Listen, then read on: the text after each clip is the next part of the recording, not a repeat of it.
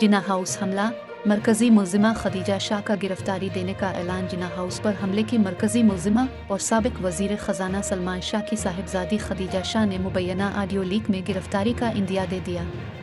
Social media पर खदीजा शाह की एक मुबैना ऑडियो पैगाम सामने आया है, जिसमें उनका कहना है कि मैं गिरफ्तारी देने जा रही हूँ। ये फैसला मैंने इसलिए किया क्योंकि पिछले 5 दिन मेरे लिए बहुत मुश्किल गुजरे। मुझे अपनी परो नहीं है, लेकिन उन्होंने जो कुछ मेरी फैमिली के साथ किया वो नाकाबिल बर्दाश्त है। इन लोगों ने मेरे वालिद, मेरे भाई और मेरे को शौहर आधी रात के दौरान घर में घुसकर अगवा किया। उन्होंने मेरे वालिद भाई को जेल में रखा। मेरे वालिद शुगर के मरीज हैं। ये रात जो हम सब पर अजियत बनकर गुजरी, ये लोग मेरी भाभी और बहन को भी लेकर जाने वाले थे।